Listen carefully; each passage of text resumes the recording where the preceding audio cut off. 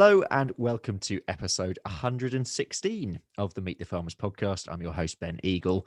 And now I'm really pleased to say that this is the first episode of a short series of 4 podcast episodes that's being produced in collaboration with the Food, Farming and Countryside Commission.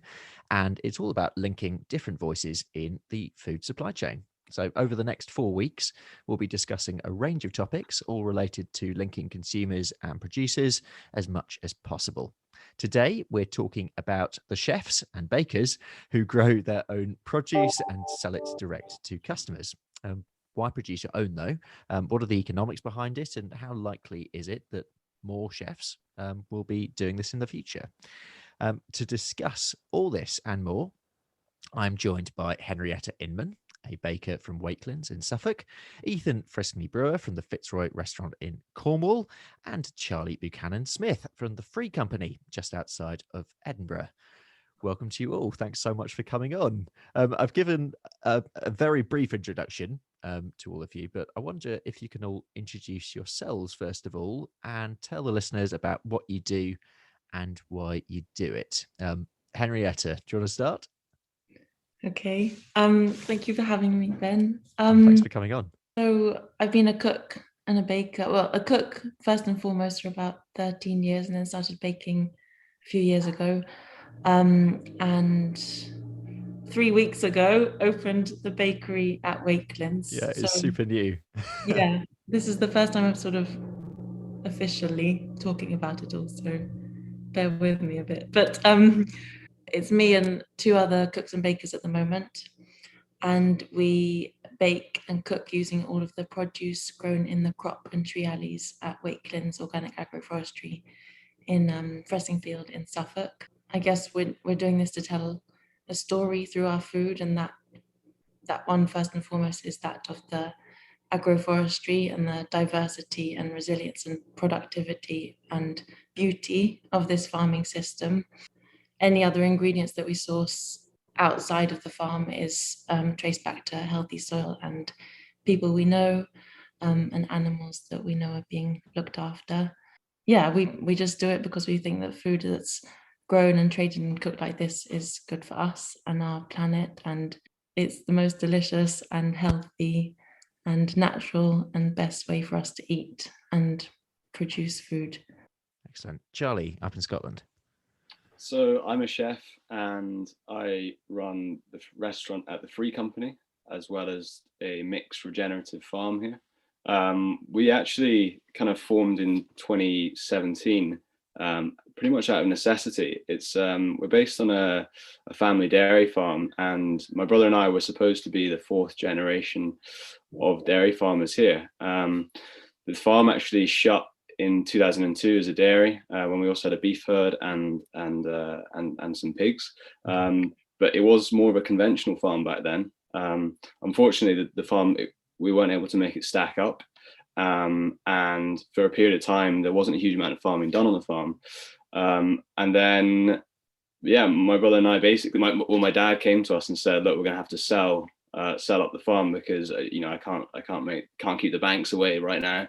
And we said, look, let's we're going to set up the Free Company. We'd had a fair bit of experience from a few years previous where we'd run farm to table dinners traveling across the UK, which was in 2014 at the height of the dairy crisis. And that little project we did there was just to raise awareness for small scale, local, sustainable producers, and very much bridging the gap between producer and consumer by hosting dinners in farms. Yep.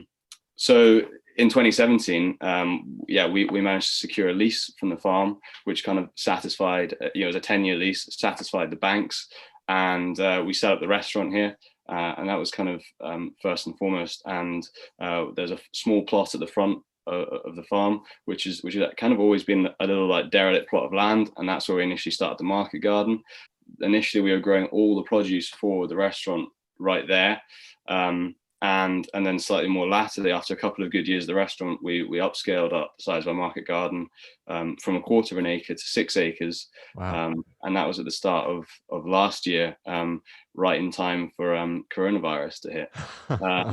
So we'd never planned on selling any produce off the farm. Our aim was to always just, provide self-sufficiency for the restaurant. Obviously, with having gone from a quarter acre to a 6-acre market garden, we then had quite a lot of surplus produce, and with not too much of an idea of what to do with it, other than the fact that the obvious solution was to try and get it out to people. So a silver lining of COVID, obviously the restaurant's been shut for the past year, but we've kind of now pivoted a fair bit and really kind of focused on regenerative farming. The restaurant will reopen a little later in the year, but for the past year up until now, we've been providing veg boxes from the farm wholesale to restaurants, farm shops, and incorporating a real mixed system into our regenerative practices, taking a fair bit of inspiration from the likes of Wakelands with their agroforestry. And the first thing we did when we upscaled the market garden was planting 1,000 trees in hedgerows, and we're looking to take on a lease of another field and plant full length strips of woodland in and around a cover crop for our pigs. So listeners, Henrietta is smiling a lot right now. Yeah. Just so you know, that's brilliant. And finally, Ethan, tell us about the Fitzroy and down in Cornwall and how you ended up there. So I moved to Cornwall just over 2 years ago now, actually, from London. I've been working in London like my whole chefing career. Moved to Cornwall when I eventually got fed up of living in a city, which is for lots of reasons, but one of them is definitely like the lack of like direct connection to like food production and like food sourcing.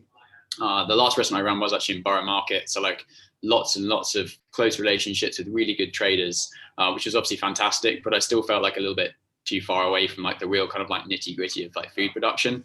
I've always had a really close connection with Cornwall. My parents live down here as well. So it was kind of an obvious choice. And then I saw an advert for a job going at Fitzroy, as it was. And yeah, sort of everything else is, I guess, is sort of history really. We've got 2 restaurants in Foy now, actually, Fitzroy and the North Street Kitchen, which I guess like when we kind of describe them, we say they've got a fish focus, but like that's kind of like slowly sort of developed a little bit in the last 12 months particularly. It's interesting, Charlie, bring up coronavirus actually, because that really spurred us on in what we were able to do. We started our little walled garden, which is just about just over half an acre, in November 2019. Again, it was like totally derelict, like a really like nice little project that we came through some friends basically who run a beef farm. We're like, oh, we've got a walled garden. Do you know anyone who wants to grow some veg? And we're like, absolutely, please can we do that? At the time it was like winter time in Cornwall, which is obviously very slow. It's probably the same, I guess, in Scotland, like it's a bit seasonal, kind of up and down. So we kind of like took advantage of the kind of quiet time of winter to sort of get cracking.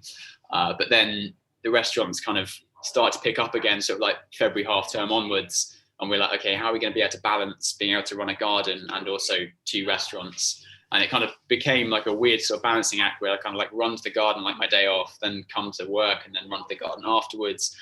And that sort of started to get like a bit like, I'm not going to be able to do as much as I want. How am I going to scale back my plans? Then everything shut. And I had 3 months basically to devote to turning what was even then like still quite a derelict space into like a productive food space, which obviously, coronavirus ruined lots of things, but from a purely selfish perspective, like running that garden, we wouldn't have been able to do it without the lockdown because we just wouldn't have had the time to devote to it.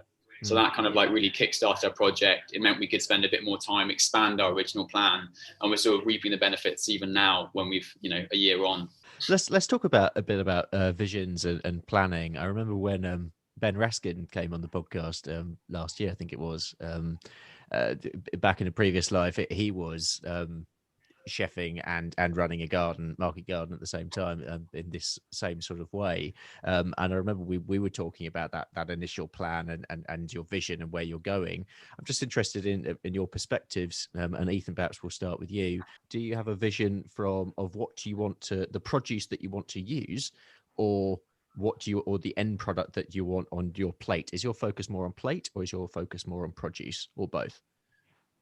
That's a really, really interesting question. I think it's kind of changed as time's gone on, to be honest. Like we started off when we were trying to plan what to grow, we basically wrote like a long list of produce we wanted to use because we had like dishes in mind that we wanted to use it for. And then as you obviously plan kind of how to grow things, how to farm things, how best they're going to grow and produce, you realize that it's not so isolated. If you're going to grow Yeah. something, you should grow something else. And if you're going to grow that, then like this goes really well with it. Or like to protect it from pests, you should plant this. And so we ended up with lots more kind of plants and produce that we didn't necessarily originally plan to grow.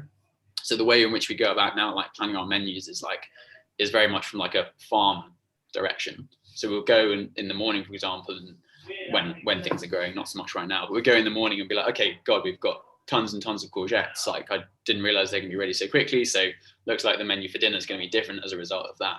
It's not so much like, okay, I'm gonna go to the garden now and pick 5 kilos of courgettes because I know they're there. And it's very much like the kind of other way around, which for us was like a total kind of shift in everything. You know, normally you just place an order, the food comes and you cook with it. This is like right back to the start of the supply chain. Which again was kind of part of our sort of vision really for starting up the project. Like it was like trying to develop more of a sort of direct connection to like food production, like more of an understanding, I guess, was sort of the idea. Like I think you never really understand how food's produced or grown or processed until you do it yourself. Like you have an idea. Like I thought I had a pretty good idea. I was like, I spent, however many years chefing, talking to farmers, growers, and visiting them even. And so I thought I had an idea of what actually went on, and then I started doing it, and it turned out I was completely wrong. So yeah, like that was all it was for. Really, was to just try and develop more of a connection, and then also just have like a bit like Henrietta was saying, like more of like a localized kind of food chain, really, and just try and promote that kind of idea. Yeah, Charlie, would you go along with that? Yeah, I mean, I think whenever we're sort of scoping out the season's growing plan ahead. A couple of years ago, it was very much okay. Like this is when the restaurant's going to be open. This is roughly what we hope to be harvesting at that time of year. And then it comes to it, and with the climate we have, trying to predict things like that's absolutely impossible. So it always turns out that it's completely farm driven. And no matter how many how intricately you want to plan dishes on the menu here changes pretty much every night. So yeah, I think we've pretty much given up with sort of planning the garden around the restaurant, and it's actually now the garden and the farm determine what's going to be on the plate each night as it comes. Interesting. And Henrietta, the bakery as part of Wakelins, what is the relationship of, I suppose, the bakery as part of the whole? Yeah, the bakery is definitely part of a much bigger project, which is the agroforestry farm, and obviously we grow the YQ and the Q population wheats, which were bred here, but this year, as the bakery has started, I've wanted to bake with other grains as well. So this year we're growing naked barley and also Erlen's wheat, and we have a whole mixed alley of 6 different wheats. So we've got red lammas and purple paragon wheat and purple naked spelt and 3 others. Oak Farm population, which was a population bred by a guy called Ed Dickin in Shropshire that was very much inspired by Martin Wolf's work. Mm-hmm. And Cornovi, which is a mixture developed by Fred Price in Somerset. Oh, okay, yep. Get more diversity on the farm, but also into the bakery and also into our stomachs. A community-supported agriculture scheme has started on the farm as well. So when the 2 women who were setting it up, there's now 3 of them, but first of all, it was just 2. I had a conversation with them about the produce they were going to grow and what they could grow for us in the bakery, because their rent is 3 shares, which will come to the bakery every week. And then any surplus vegetables they have that they can give us, they will.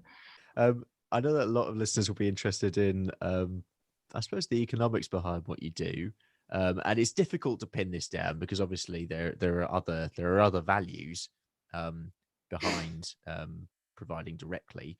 But in your view, does it make economic sense to do a soil to plate format? Who wants to start with that one?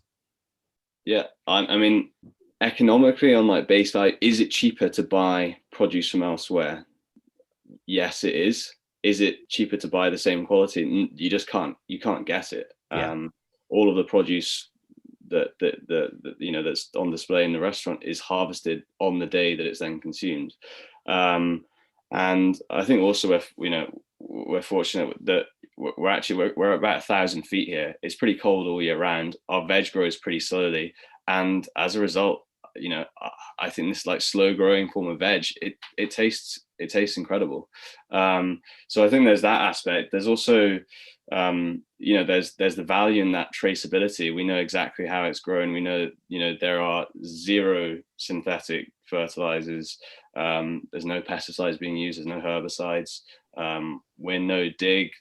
Our aim year on year is to sequester as much carbon as possible by protecting the soil, and so there's a huge environmental value to the food we're growing, and we believe that we are regenerating the soil, and a few of our soil samples we've taken from this year to last year are showing that, which is amazing. And then obviously there's the value of there's the educational value we have of being able to walk around with a whole group of diners and talk to them about what's being produced, what's in season, how we're growing specific things, and that's definitely something that we're always wanting to. All farms hold knowledge that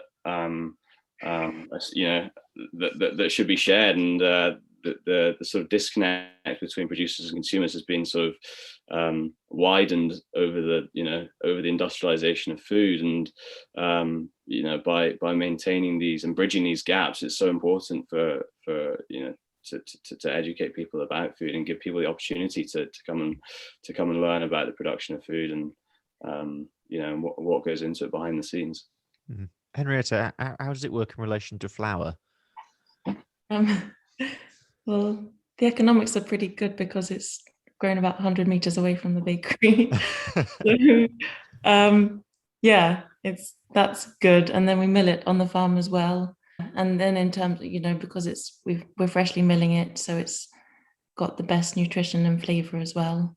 I mean, I've only ever really baked with the YQ and always with whole grains. I think baking with whole grains is also incredibly important because a huge amount of grains in the sort of industrial commodity food system go to waste every year because we're milling so much white flour, which gets rid of the bran and the germ, which are in my opinion, the best bits of the grain because they're the most flavorsome and they have all of the goodness. So we are getting the biggest value out of the grain here.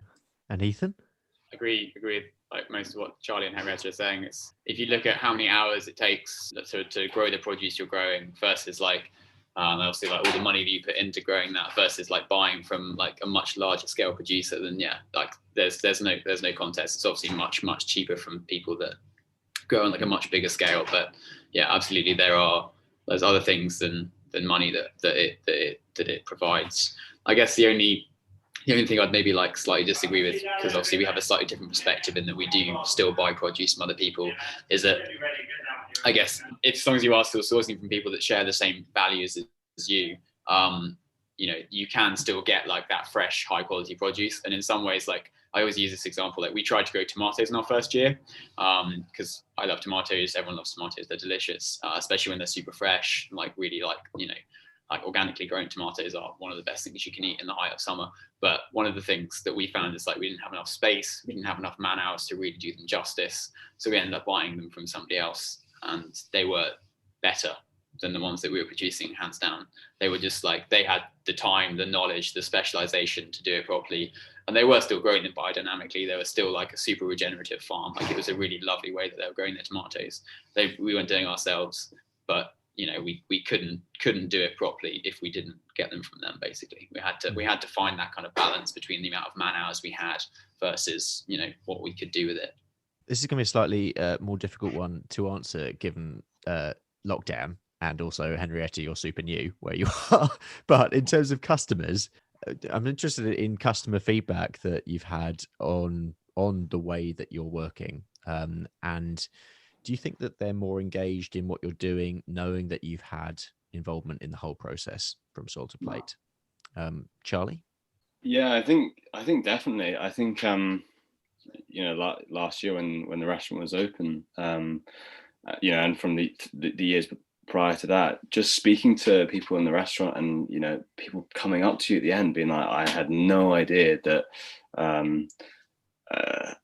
beetroot, grew in that way, and that beetroot even came from here, just insert name of vegetable, whatever it was. There's numerous people who said things like this, or, I had no idea that you could, graze pigs outside in Scotland. I've never, barely ever seen a pig. And I think, just sort of from those sorts of questions alone, it was clear that, people had a real engagement.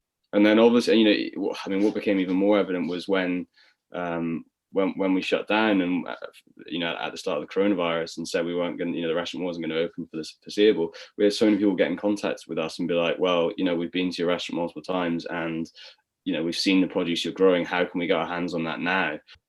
Henrietta, what feedback do you get from people who eat your produce? We're not sort of open like a normal bakery. We've been running in a subscription model. We've been getting really good feedback. I suppose it's a slightly different model of selling that people have seen before, but as a small business just starting, it was a way of getting a bit more of a bit more income to start with, I suppose, because people are paying 4 weeks, so we get a bit more money to help us at the start. And it's also a way of the customer not just coming and buying one loaf and then maybe never coming back, but they're committing to 4 weeks and getting to know the farm a bit better and us and what we do. It's allowing us a bit more engagement with them. Let's just think about for any farmers, growers, or chefs listening, I suppose, who might be interested in doing more of what you're doing and bridging both sides. What advice would you give them, or perhaps what advice would you give yourselves before you were starting out? Who wants to start with that? Ethan? Yeah, sure. I guess it's obviously been a massive learning curve. I think the most important thing is just to acknowledge you're going to make loads of mistakes. Yeah. We kind of went into it being like, if we get some produce at the end of this, then great. That's kind of our attitude. We're like, if we literally just do it as a hobby for 6 months and then decide it's not for us, then that's fine. We kind of did it on a really small budget. We decided to start quite small scale. And that, I think, kind of the best way of starting, just get stuck in and do it, and just acknowledge that some stuff's just not going to grow, no matter how much you try, no matter how much you will it, no matter how much you read up on it. You're going to put some stuff on the ground that's just going to fail. And that's just like, as long as you acknowledge that, you'll be happy in the end with what you get, as long as you get something, I suppose. Charlie? Yeah, definitely. Being satisfied with a bit of failure is definitely very useful. You need a good amount of optimism, especially when it rains for sort of 4 months straight in Scotland and you haven't seen the sun. But on a positive note, it does mean as a chef that you don't have to worry about forgetting to order something because you've got it growing outside. So you can always run out and grab it if it's actually grown. But yeah, doing a little bit of research. A few people that we took a lot of inspiration from were like Charles Dowding, Richard Perkins, Elliot Coleman, these sort of market gardeners, who are like they have such incredible bits of advice in their books. And yeah, I mean, as Ethan says, there are some things that no matter how much reading you've done, it still won't grow anyway. And you might never find out why that is, but definitely still try it and get things in the ground, even if you think you're too late in the season. It might come to something, it might not, but it's definitely better having things in the ground than not. Yeah, and Henrietta, one thing we've seen during COVID and lockdown has been an immense rise in the number of people home baking. What advice would you give to any bakers or budding bakers out there who are interested in diversifying what they're doing? Do it. It's the best way of baking. Try and sort of seek out any local growers, farmers growing local grains or heritage grains near them. Try and get experience in bakeries doing those things. I think all of us who are sort of part of this movement are very open and generous and kind and wanting to share their knowledge, because that's the only way we can make any steps forward. So don't be afraid of contacting other growers or bakers or cooks to see if you can go and learn with them, because I think that's a really important part of it, is sharing our knowledge. And yeah, So do that. Don't be afraid to ask for help. Brilliant. And finally, you're obviously all doing it, but on the ground looking at others, do you see more people in future doing this kind of thing? I think definitely people are. I know a number of restaurants that are looking for small plots to wherever it may be, even in the center of cities. They're looking for some small areas and plots to get some stuff growing for themselves. Both for the sense that they either can't get hold of a specific thing and they have a bit of knowledge of how to grow it, but also just for their own well-being. I think the service industry in the last year has realized the sort of break it's had, and the pauses made people think, what, we work in such an intense industry.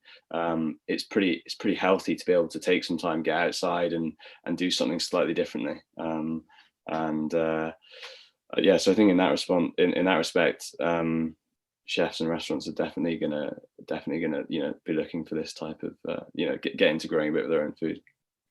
I agree. It's just so much more tasty.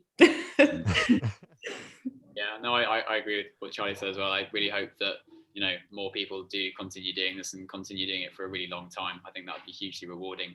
I guess the challenge for like restaurants is obviously like margins in restaurants are historically very challenging.